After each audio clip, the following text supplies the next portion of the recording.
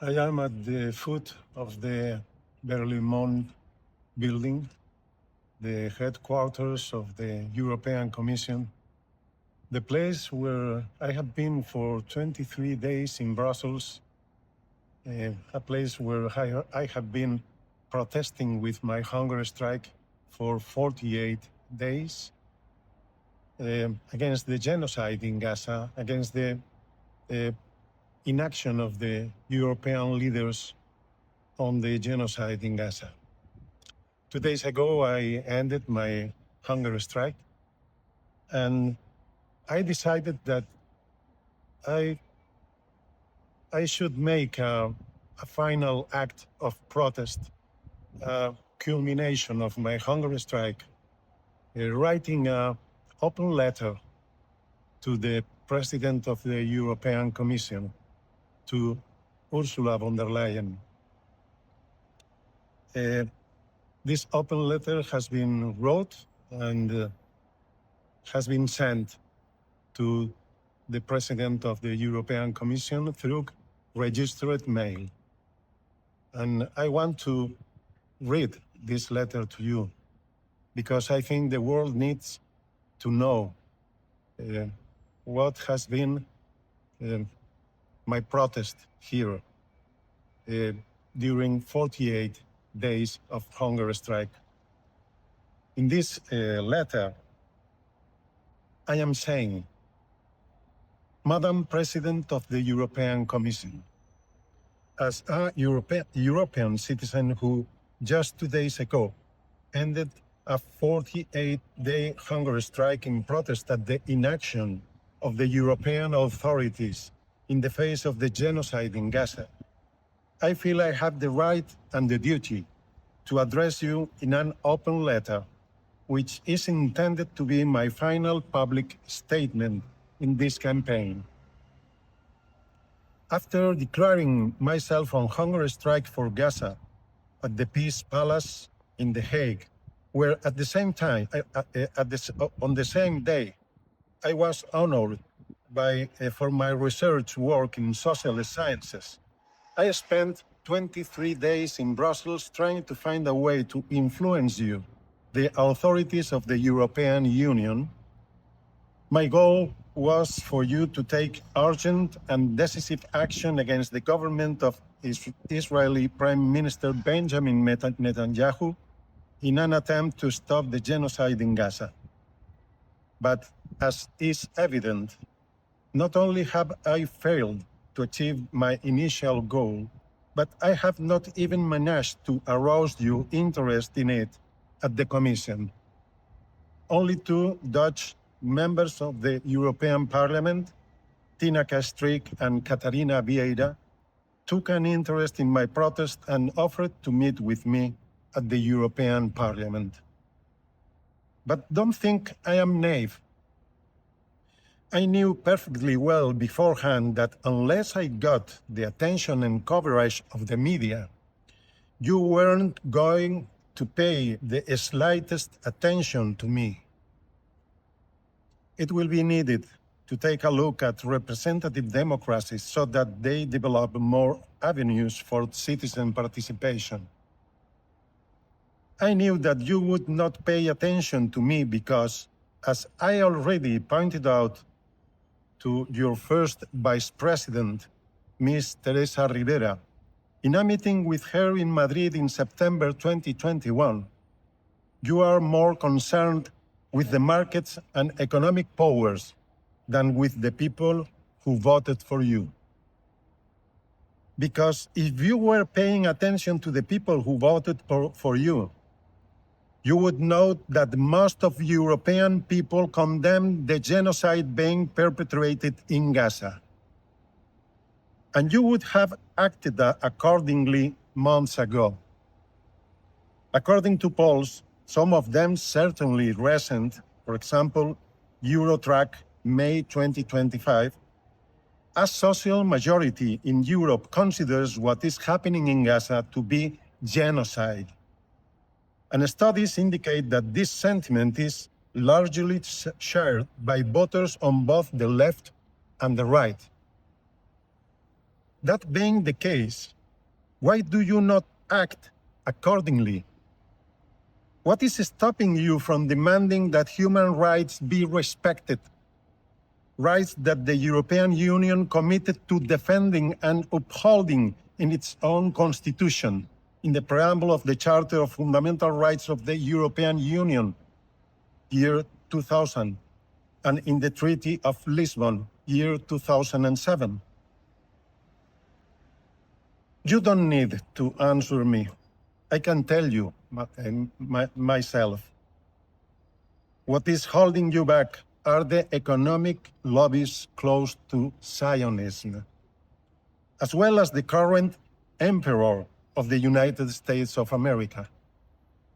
In this sense, none of you represent us, because you represent the economic powers, the markets, and Mr. Trump, previously Mr. Biden. My 48-day hunger strike for Gaza and my 23 days of wandering like a lost soul around the Berlaymont complex, headquarters of the European Commission, with my sign saying 26 days on hunger strike, 30 days, 40, 45, 48 days, risking my life so that you would listen to me, listen to the European social majority, are giving me the right and the privilege to speak to you and the rest of the authorities and leaders of the European Union with the clarity that only an elder with nothing to lose would dare to speak to you. Whether you admit it publicly or not, all of you know that what is happening in Gaza right now is outright genocide. And all of you know perfectly well that the majority of European society is asking you to act now. All of you know, although you will never admit it, that if you do not act, it is because you are beholden to external economic and political powers, and not to the people who voted for you. And finally, all of you know that, as your former colleague, Josep Borrell, recently stated, with its decision not to put pressure on Netanyahu, Europe is irretrievably losing its soul, as it will never again be able to talk about human rights without being ashamed of itself. Taking decisive action against the Israeli government in a tragedy as blatantly immoral as the genocide in Gaza would have been a gesture that would have honored all of you. It would have set an example for the world, with superpowers that do not respect human rights and that, if they could turn back the clock, would never have recognized them. But you have chosen to let pass the opportunity to reposition Europe on the international stage from a stance of independence and with a minimally ethical attitude. This would have allowed us to compensate, even if only to a small extent, for so much damage and ignominy as European colonialism spread throughout the world. I can only repeat to you and the rest of the European political leaders what I said to Ms. Teresa Rivera in our heated conversation on the 29th of September 2021. First, that you are accountable to the people who voted for you, and not to the imperial economic powers which subjugate 90% of the world's population. Second, that we, the people, as stated at the beginning of the Charter of the United Nations, and as our beloved Federico Mayor Zaragoza repeated time and again, will ultimately be the ones to judge you in history for your pettiness and cowardice at a crucial moment in the evolution of humanity and of planet Earth herself, who welcomes us all.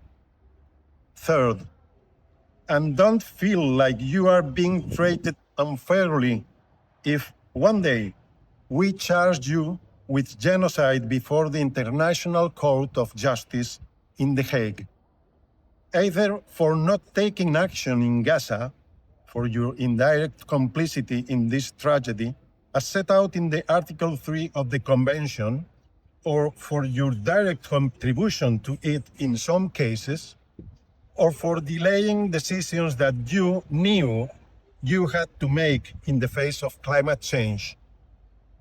We, the peoples of the earth, will demand accountability for all the pain, bloodshed, and horror that you have caused through your actions or omissions.